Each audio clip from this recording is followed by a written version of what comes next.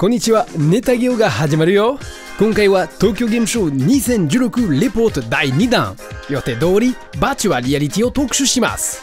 避けて取れないプレイステーションブースを皮切りに様々なバーチャルリアリティ関連ブースを回ります。ここが立派なプレイステーションブース。たくさんの PS Vita と PS4 用タイトルを使用できました。見せたいものいっぱいだけど、ここは VR ゾーンに集中しましょう。ブースの半分近くが VR ゾーンです。10以上の様々なジャンルのプレイヤブルタイトルが勢ぞろい。リズムゲームの Laze Infinite、VR ライブコンサートの初音ミク、VR フューチャーライフとアイドルマスターシンデレラガールズ、ビューイングレボリューション VR、FPS では Ligs、Farpoint、Call of Duty Infinite Warfare、レーシングのドライブクラブ VR、ストラテジーの V、勇者のくせに生意気だリターン、アドバンチャーのバットマンアーカム VR、そしてジャンル分けしづらいサマーレーサーや VR ワールズなど、タイトルに VR と入ってるゲームは遊ぶのにプレイステーション VR が必要です。バイオハザード7も VR 対応。このゲームを VR で遊ぶ勇気がないかもね。他にファイナルファンタジー15やグランツーリスモスポーツなども VR 対応予定です。近いうちにプレイステーション VR 対応のゲームが結構揃うということですね。プレイステーション VR をより多くの人が体験できるように TGS 会場の別ホールにも広い体験コーナーが用意されていました。10月発売のこの商品に自信があるようですね。しかし出費を考えるともう財布が痛い。続いては慶応大学の新体制メディアプロジェクトブース。ここではスーツを装着してレイズインフィニットをプレイできました。スーツには全身に振動を伝えるスピーカーのような装置がついています。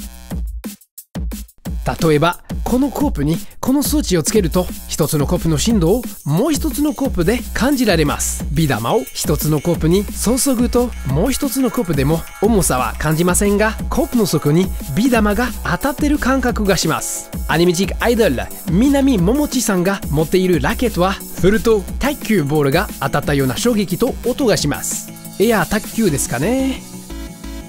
レイズインフィニットに話を戻すと、この装置一つ一つの振動を水口哲也氏とともに音やゲームプレイに合わせてこの体験のため一つのステージ分デザインをしたそうです。かなり大変だったそうです。バーチャルリアリティは視覚だけにとどまらなさそうです。ここでは左のカメラがオキュラスリフトのヘッドセットに連動していて、頭の動きを正確に再現。離れた場所の風景を実際にそこにいるかのように見渡せます。遠隔操作ロボットやドローンに搭載できれば便利そうですね。グリーンのブースで乖離性ミニオアサー VR を試せました。同名のモバイルゲームを元にした世界観となっています。会場の体験版では正気のボスと対戦。HTC Vive を装着しての初めての RPG 系の VR 体験となりました。自由に景色を見渡せ、キャラクターたちも近くで見られ感動しました。いや、欲しくなりますね。スクエア・エニックスによるこのゲームは2017年に PC 版が出る予定です。 HTC Vive のブースにもこのゲームがありました。続いては PD 東京ブース。ここでも HTC Vive を装着して盾と剣で次々と襲ってくるモンスターと戦います。呪文も唱えて、画面上では勇敢に戦う勇者の姿が見られます。なかなかかっこいい。特にこの勇者はキレがええの。でもグリーンスクリーン側だけ見ると風と戦ってるみたいですね。フューチャータウンのブースに行きましょう。オキュラスでリフトを使った4つのゲームを出展。スキー、乗馬、サーフィングにバイク。ゲームごとによりリアル感を高める仕組みが用意されています。これはまだ効きますよ。例えばスキーは装置に足を固定、揺れるし傾斜によって角度も変わります。飛んだ時の感覚と言いましたらね。プロダクション IG のブースでは Brave Witches VR 過去仮をオキュラスリフトで体験できました。ちなみに人気アニメ Strike Witches に続くアニメ Brave Witches は10月からテレビ放送開始。ここではさらに広角機動隊の CG 映像をオキュラスリフトだけではなく 3G メガネをつけて180度のドーム型の画面でも鑑賞できました。 VR ヘッドセットといえば主にオキュラスリフト、PlayStation VR、HTC Vive の名前を聞きますが、他にもあります。例えばドド。このバーチャルメガネの V1 は重さがたったの 88g。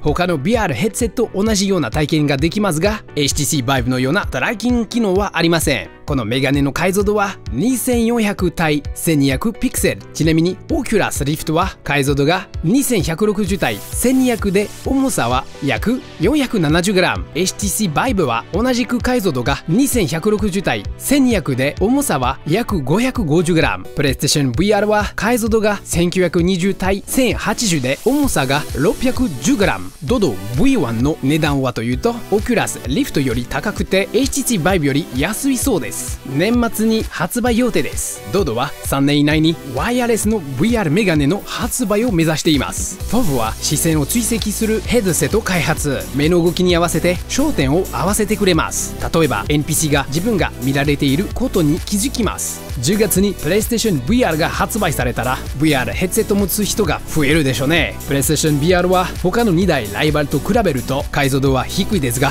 値段が安い方ですからね。しかもそれだけでだいたい PS4 と同じぐらいの値段がするグラフィックカードがいりません。 PlayStation 4だけで十分。さらにすぐ対応するタイトルがいくつも出るということも大きいですね。性能の高い PC を持っているならコストパフォーマンスから言って Oculus Rift が良さそうです。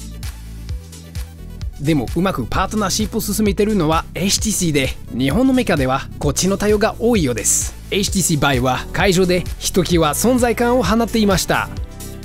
VR 市場はまだ若く値段も高いです。でも競争が激しいのでこれから値下がりが期待できそう。それでも1年以内に35000を切ることはないんでしょうね。もちろん画面の代わりにスマートフォンをつけられる VR ギアのようなタイプを除きます。バーチャルリアリティは TGS でも見られたように今後もますます発達しそう。他にも VR ブースがありましたが、この番組でバーチャルリアリティについてより詳しくなってもらえたら嬉しいです。最後まで見てくれてありがとう。それではさようなら。